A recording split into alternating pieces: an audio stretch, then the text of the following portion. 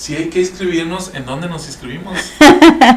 ¿Quieres que me dé una listita para que te inscribas también tú? Que me digan a dónde ir y que me digan qué requisitos cumplir para... Ok, pues quédate en el programa, escúchanos y vas a ver cuáles son los requisitos.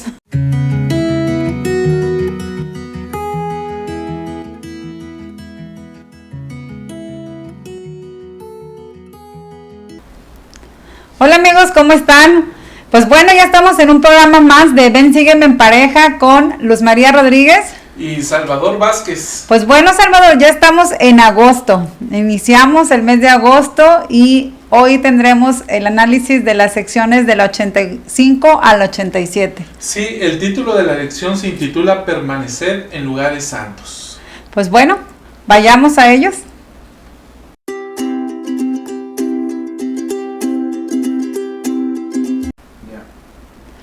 Este segmento lo hemos titulado Inscritos con los del pueblo de Dios. Y pues bueno, en esa sección de 85 menciona que bueno, es una revelación dada al profeta José Smith, quien da una carta o escribe una carta a William Phelps en cuanto a quiere responder ciertas preguntas de los santos, ¿no?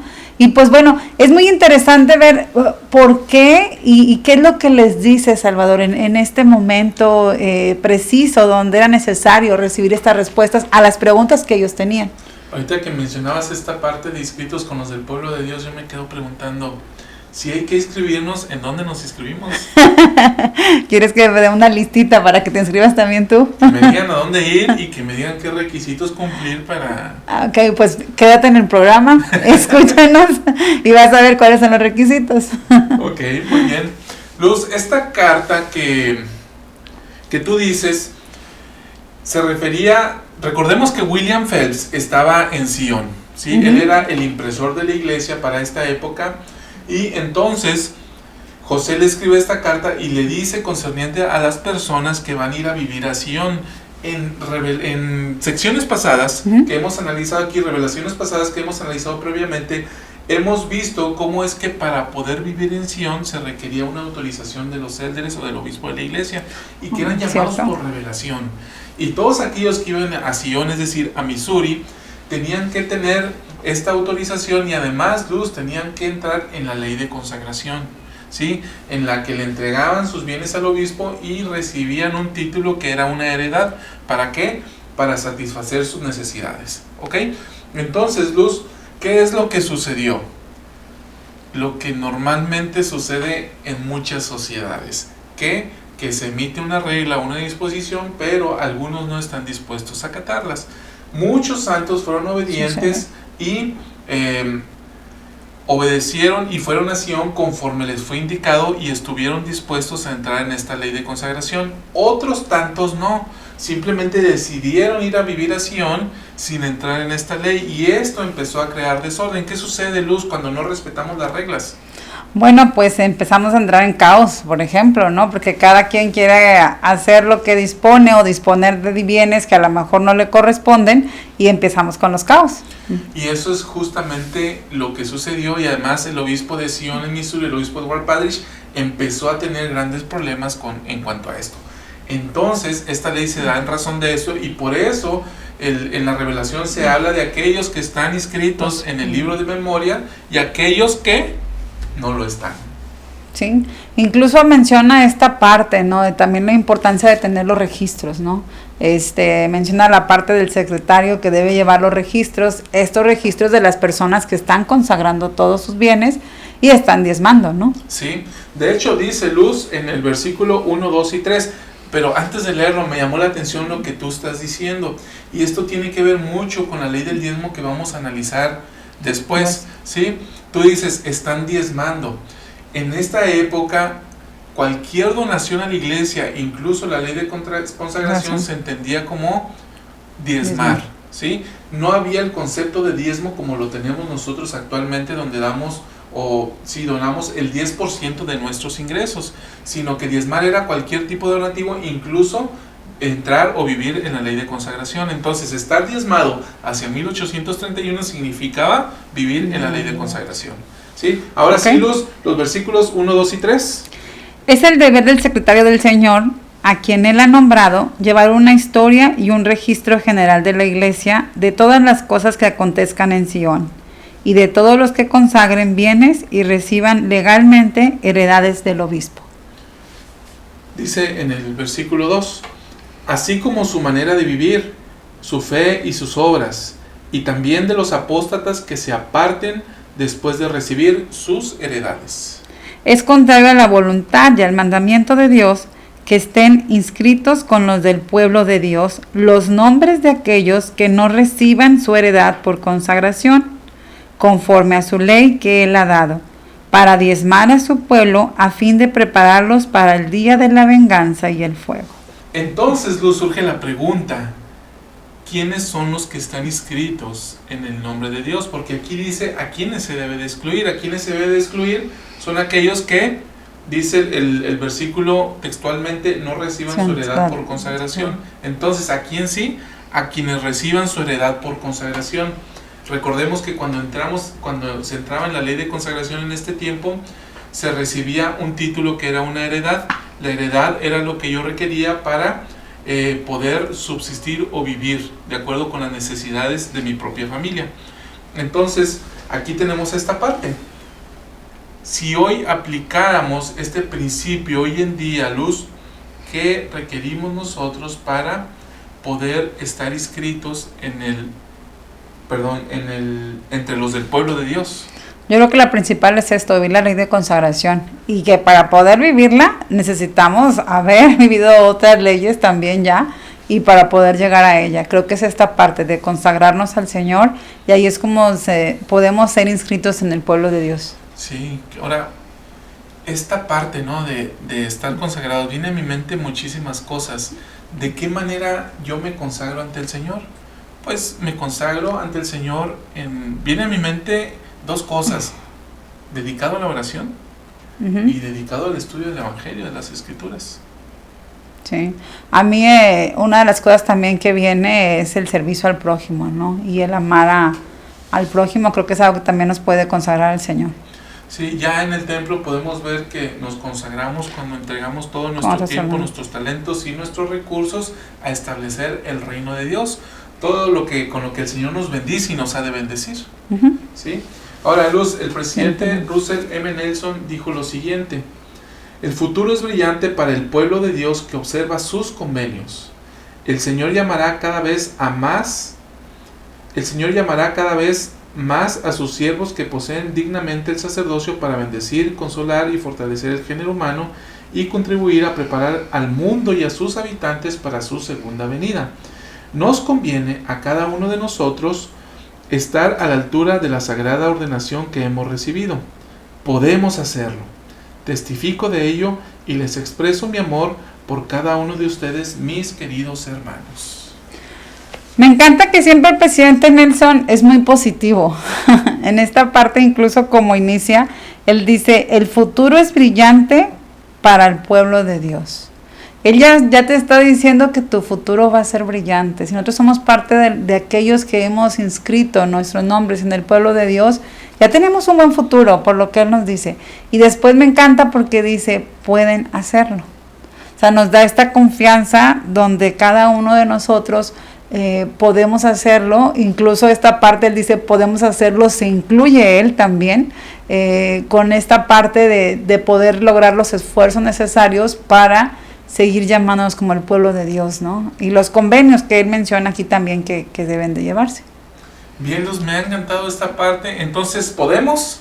Sí, podemos. Sí, podemos, ¿no? ¿El futuro es brillante? Es brillante. Entonces, hermanos, asegurémonos de que nuestros nombres estén inscritos entre los del pueblo de Dios.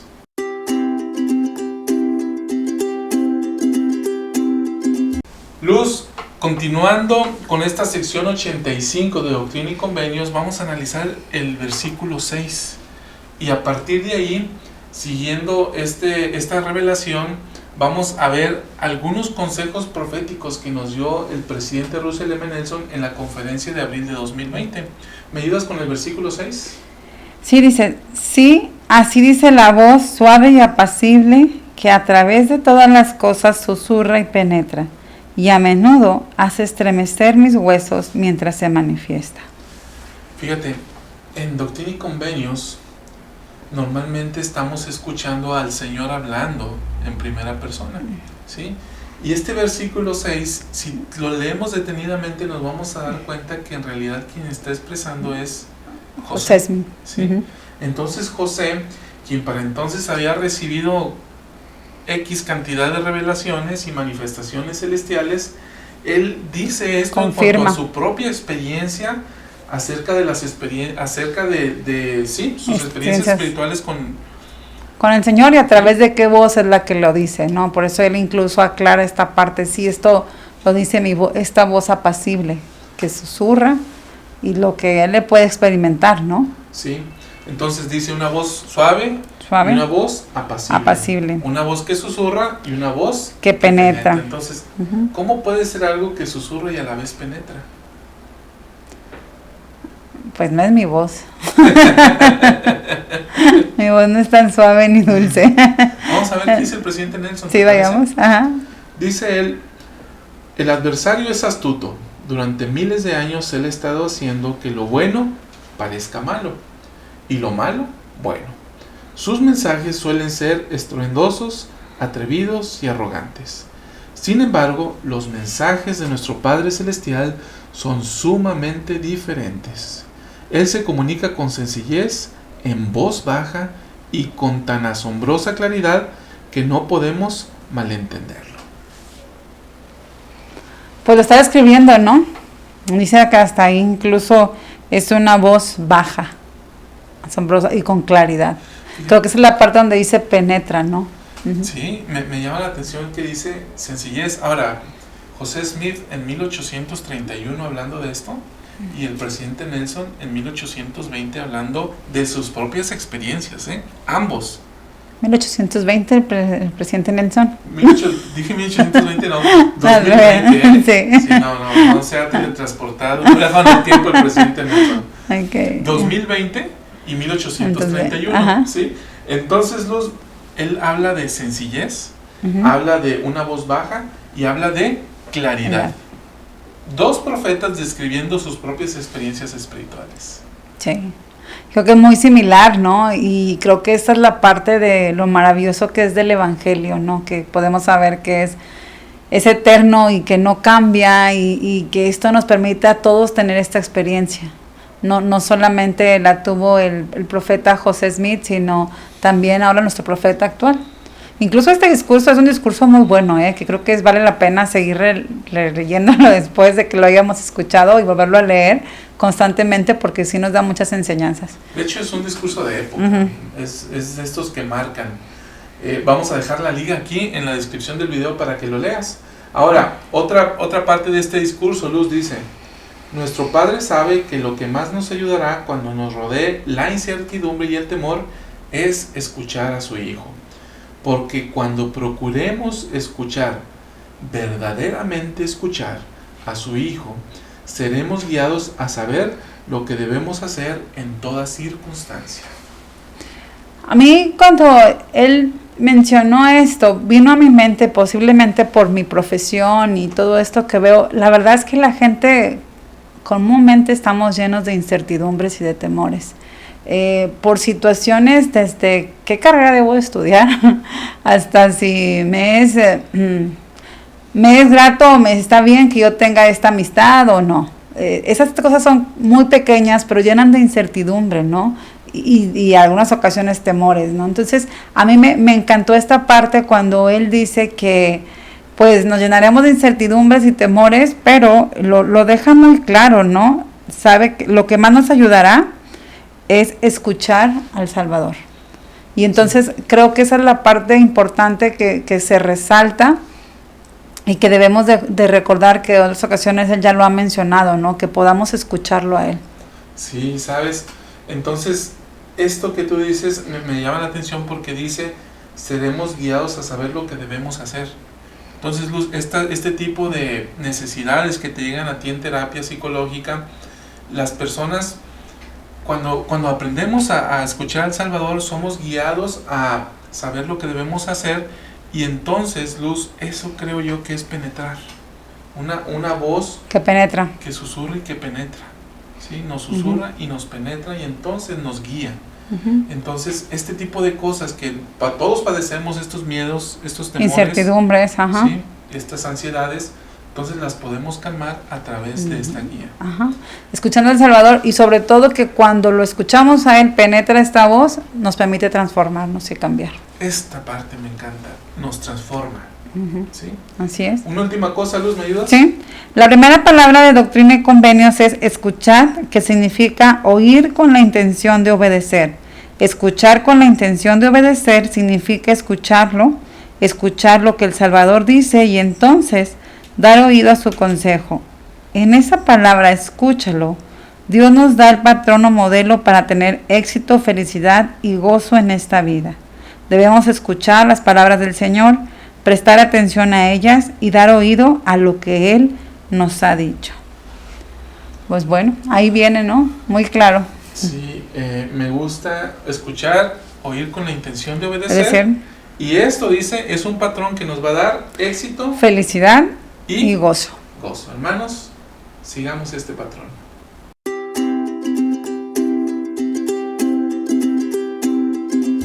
Luz, vamos a analizar la sección 86 de Doctrina y Convenios, pero antes de meternos de lleno a esta revelación, vamos a pasearnos un ratito por el Nuevo Testamento, ¿te parece? Sí, claro que sí. En el libro de Mateo está la parábola del trigo y de la cizaña, ¿sí?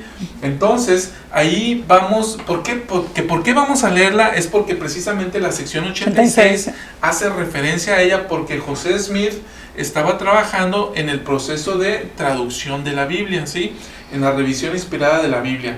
Entonces, hace unas aclaraciones pertinentes a esta parábola. Y antes de leerla, vamos a mencionar algunos significados que vas a ir viendo en pantalla. Primero, ¿qué significa trigo? Justos. Está hablando de las personas justas. ¿Qué significa cizaña?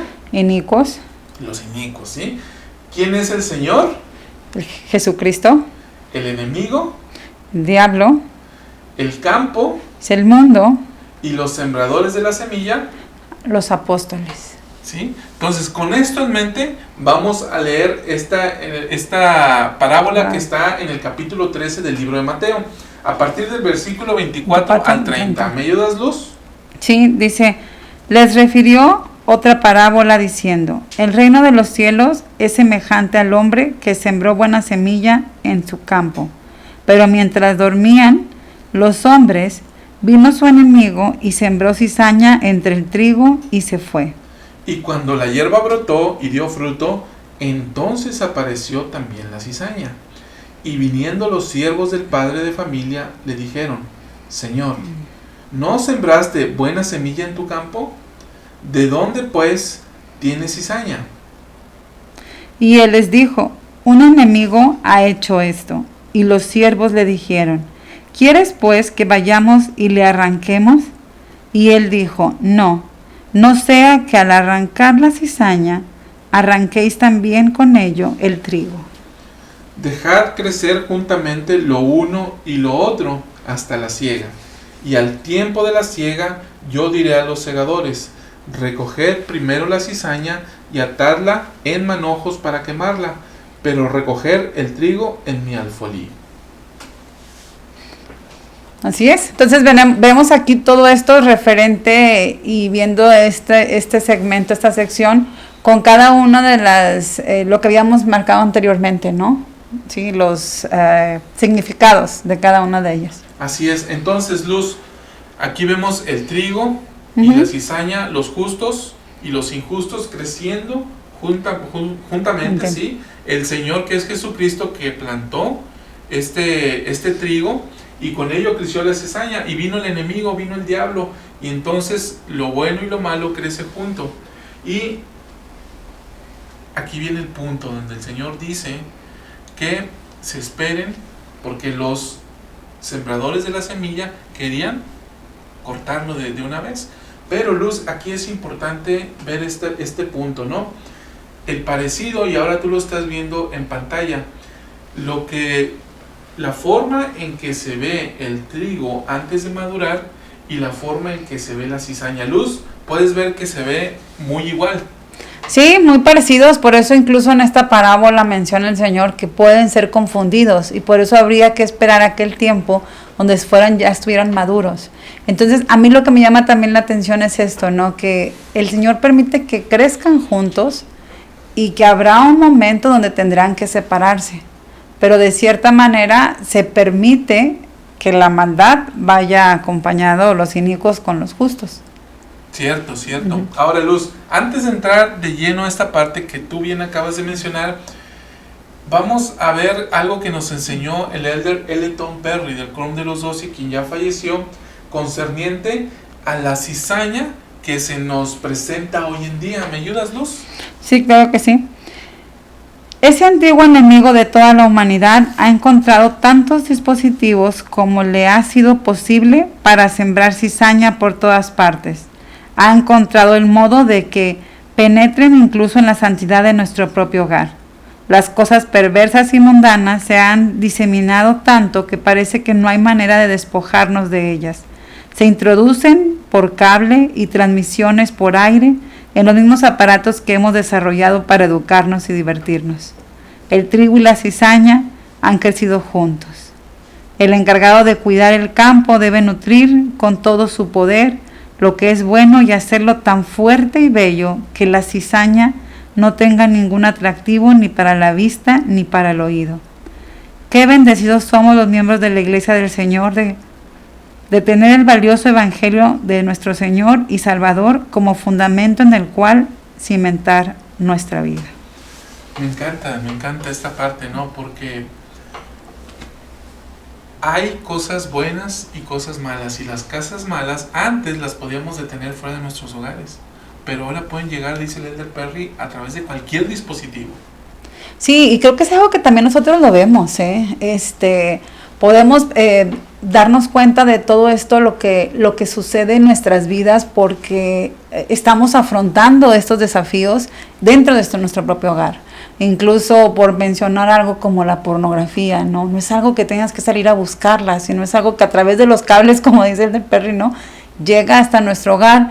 Pero como él bien menciona, que si nosotros le damos como más poder al trigo, no vamos a permitir entonces que esta cizaña nos dañe, ¿no? Nos perjudique. Esta maldad se refiere, sí, a esta maldad que se está viviendo y que obviamente están creciendo juntos. O sea, es parte de, como dice él, esto se ha creado para divertirnos y también es algo que se ha creado pues para comunicarse entre las personas, que es algo que ha sido creado por el hombre, pero también de esta manera nosotros debemos de ver cuál es el uso, ¿no? Para también no perjudicarnos ni que esa cizaña o esa maldad llegue a nuestro hogar. Entonces, Luz, fomentamos la fortaleza en nuestra familia, la fortaleza emocional, mental, sobre todo espiritual, porque como dice el elder Perry, a fin de que no tengamos oído ni vista para esas cosas que atañen a la cizaña.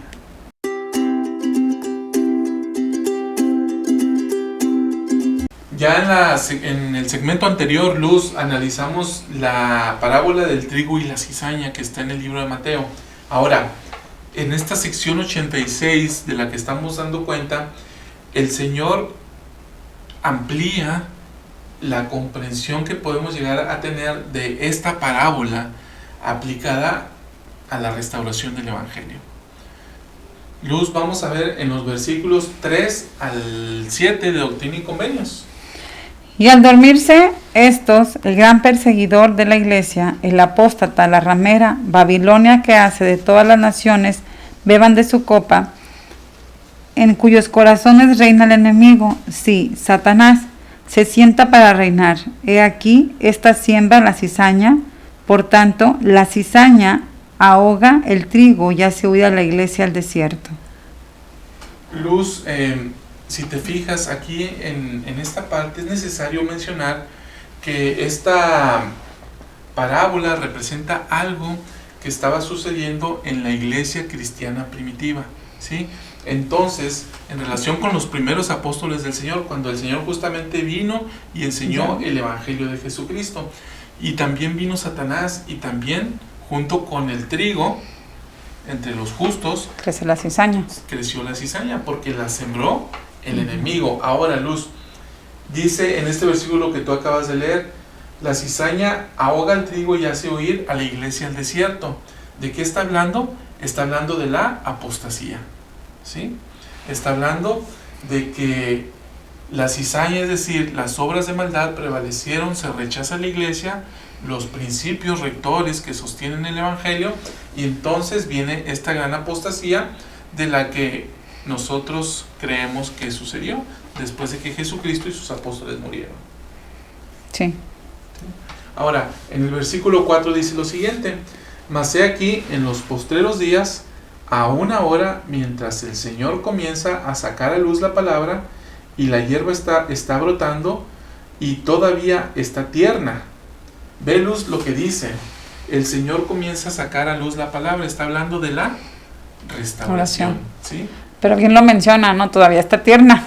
Y vemos que es parte de lo que apenas estaba dando sus inicios o sus pequeños brotes de la restauración. ¿Sí? Entonces, lo mismo estaba sucediendo, ¿no? De que también había cizaña entre el trigo que estaba creciendo hacia 1831.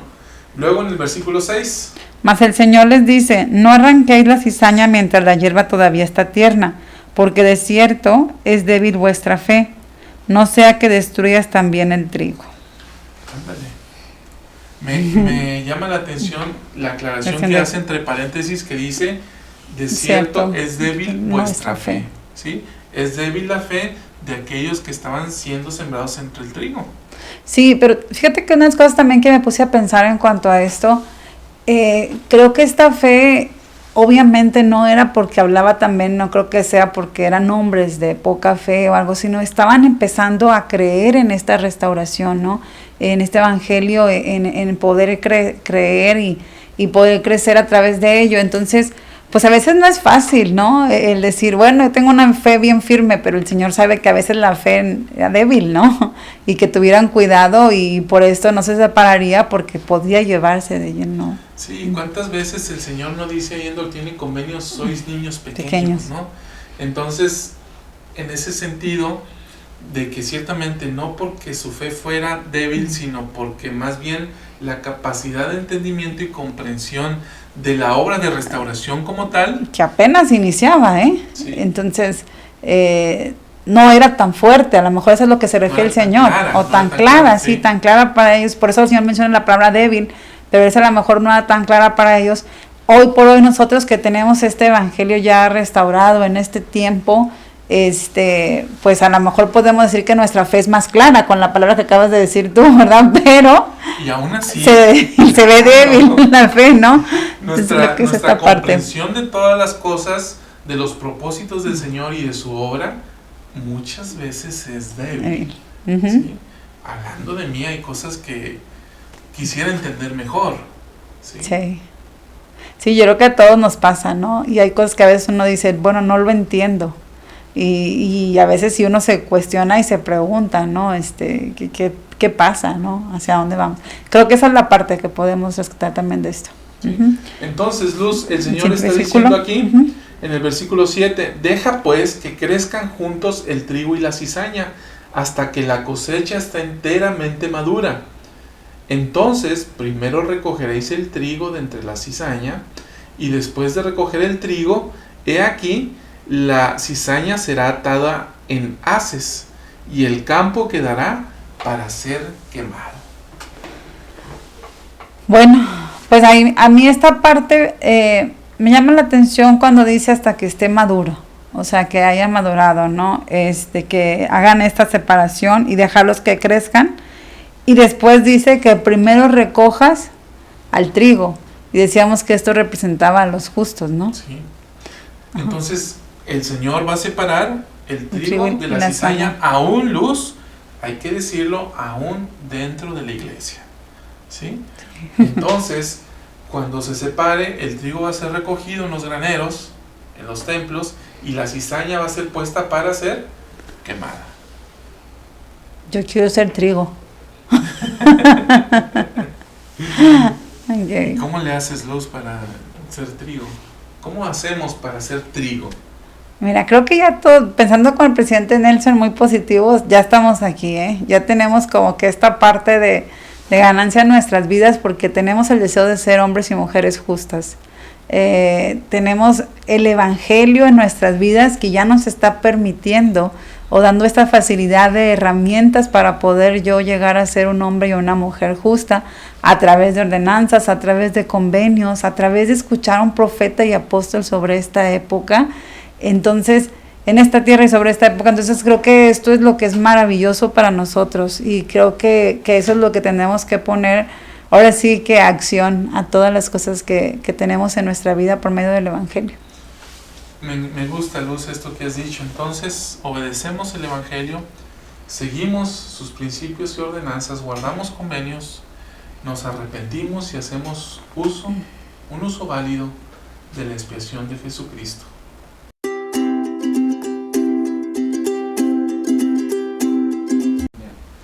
El consejo que nos da el Señor en la sección 87 de Doctrina y Convenios es que permanezcamos en lugares santos.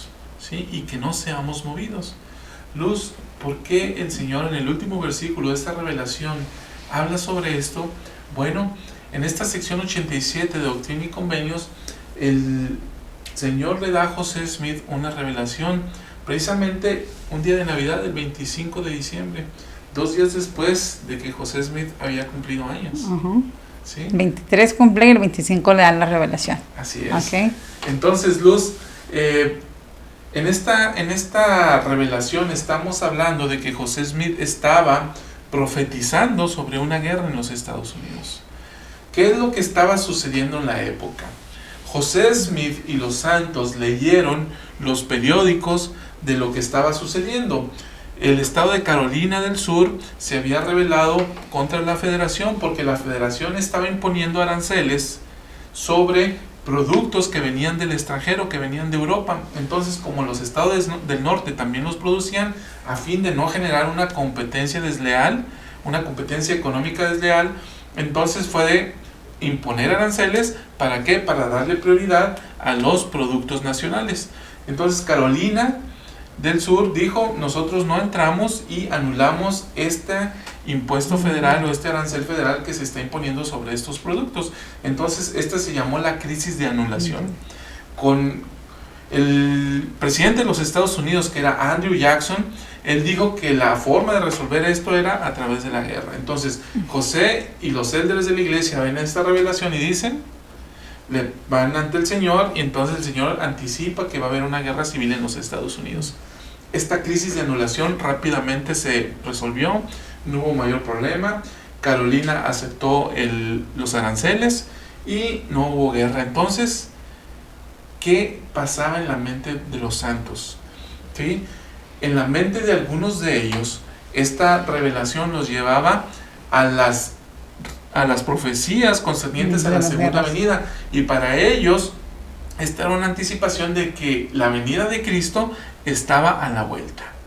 Ahora yo pienso, esta parte de, si a lo mejor estoy pensando, ya son las señales de la segunda venida. Pongamos en esta época, ¿no? Entonces uno puede decir, también llegar a pensar esto como santo de los últimos días, ¿no? Pareciera que lo que estamos viviendo en la actualidad y que es algo mundial y no fue específicamente de una zona, de un lugar, un país, pareciera que ya está cerca la segunda venida. Y pareciera que van a venir guerras y va a haber muchas cosas, ¿no? Dice en las escrituras, ¿no? Habrá guerras y rumores de guerras. Sí, ya estaban como los rumores, ¿no? De todo lo que va a venir. Entonces, si en esta época los santos también estaban con ellos, me imagino lo preocupante que para ellos sería y acercarse al profeta José Smith para saber qué debemos de hacer, ¿no? Creo que esa es la parte que ellos también deseaban conocer. Sí, finalmente esta profecía se cumplió cuando vino la guerra civil de los Estados Unidos entre los estados del norte y los estados del sur. Independientemente de cuándo se cumple la profecía, nos dice ahí en Ven, Sígueme, dice, lo importante es de qué manera podemos estar preparados para cuando ocurra. Y precisamente el versículo 8 nos da este consejo. Y dice, por tanto, permaneced en lugares santos y no seáis movidos, hasta que venga el día del Señor, porque aquí viene pronto, dice el Señor. Amén. Dice viene pronto, pero no dice cuándo. ¿Sí? Y eso es algo que me imagino, como dices tú, finalmente sabemos que sucedió esta guerra, pero no eran las señales de la segunda venida. Entonces, podremos también escuchar algunos rumores, situaciones de cosas que puedan pasar, pero no sabemos específicamente cuándo van a suceder. Pero lo que sí es recomendable es que, aunque no sabemos cuándo, ni cómo, ni qué va a suceder, lo más importante es dónde estamos permaneciendo. Estamos permaneciendo en lugares santos, que fue la misma, esa recomendación la dio el Señor a través del profeta José Smith en 1831. Ajá. Y ahora, en este año 2020, ¿qué es lo que nos dice, no, el Señor también en cuanto a ello? Fíjate, antes de ver algunas declaraciones sobre esto, es importante hacer notar que ¿qué hizo José inmediatamente después se recibió esta revelación? El Señor le dice, permanezcan en lugares santos para que no sean movidos. Ok, José Smith, por una parte, inició la escuela de los profetas en Kirtland. Okay. ¿Sí? Allí en el segundo piso, la tienda del New Whitney, se inicia esta escuela donde los élderes se instruían, decía José, en cuanto a la forma de llegar a conocer a Dios. ¿Sí? Y luego, segundo, lo vamos a ver la siguiente semana, la sección 88 de Doctrina y Convenios, es el anuncio del segundo templo para la iglesia, el anuncio para el segundo templo de la iglesia, aunque en realidad se convirtió en el primer templo que se iba a construir, que era el templo de Kirtland. Entonces, por un lado, se crea la escuela de los profetas, un lugar para ser instruidos en cuanto a la fe, y dos, se anuncia un lugar santo, ¿no? Será la revelación para la construcción de lo que habría de ser el primer templo de la restauración. Me dejaste pensando en esta parte, lo que mencionas, y me vino a la mente, se hace como un lugar donde van y estudian los apóstoles del Señor, esta escuela de los profetas, y creo que, por ejemplo, me viene a la mente como instituto, ¿no? Es un lugar santo donde pueden permanecer los jóvenes en esta época. Es un lugar también para nosotros por el hecho de ellos ser instruidos, ¿no? Ahí también, nosotros también cuando vamos a la capilla, es un lugar también donde vamos a ser instruidos. Y todavía después ambos podemos ir, desde los jóvenes, también al templo, que es un lugar donde podemos permanecer. Sí, entonces, y ahora que estamos en la pandemia, el lugar santo es precisamente sentarnos y congregarnos a través de medios electrónicos en aquellos lugares y países donde todavía no es posible congregarse físicamente. Sí, y lo que me encanta también es que incluso el presidente Nelson menciona esta parte importante también, que nuestro hogar puede llegar a ser un lugar santo. Así es. El presidente Nelson dice lo siguiente, Luz: entre hoy y el tiempo en que vuelva el Señor, todos necesitamos que nuestros hogares sean lugares de serenidad y seguridad. Sí, y esto, hay algo que en la psicología siempre se dice, ¿no? Se dice, todo empieza en el hogar y todo termina en el hogar.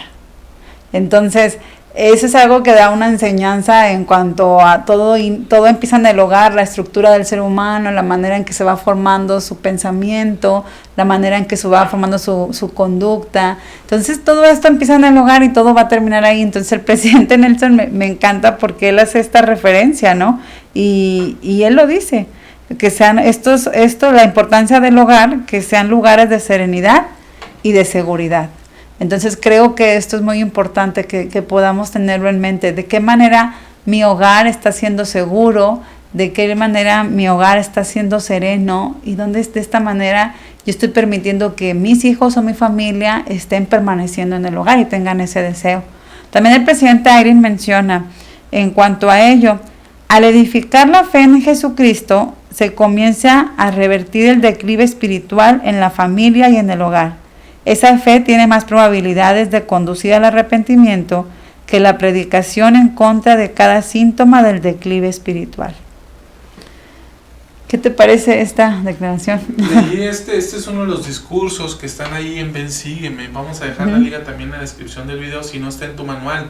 Ahora, Luz, el presidente Eyring habla sobre síntomas como el orgullo, la impaciencia, la competencia, el molestar, el bullying a otros hermanos o dentro de la familia, y dice, en lugar de combatir todos estos síntomas, dice, vamos a fortalecer la fe en Jesucristo. cuando yo fortalezco la fe en Jesucristo, entonces esto va a producir que ese declive espiritual producido por esta naturaleza humana, pues se convierta más bien en una subida espiritual, por decirlo de alguna manera. Uh-huh. Esa ascensión, ¿no?, espiritual que nos va a permitir esta transformación a nosotros.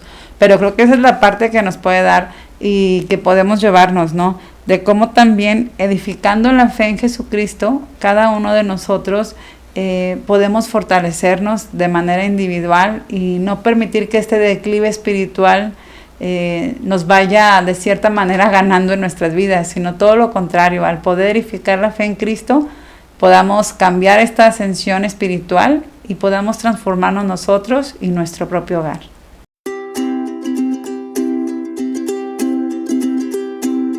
Muchas gracias, queridos amigos, por estar con nosotros en este programa. Si te ha gustado este video, te invitamos a que lo compartas, te invitamos a que lo lleves a alguien que está buscando palabras de vida eterna y sobre todo aquellas personas que quizás no tengan con quién congregarse, ¿sí? Aquellas personas que quizás están buscando una forma de acercarse más al Salvador. Luz. Nada, pues nada más que si este video también les ha gustado, que le den el like, que les gusta. Y también, sobre todo, gracias también por permitirnos llegar a sus hogares y de alguna u otra manera también que recuerden que debemos de permanecer en lugares santos, aún ante esta incertidumbre y los temores que tengamos como hombres y mujeres natural, el Señor nos va a fortalecer en nuestras vidas.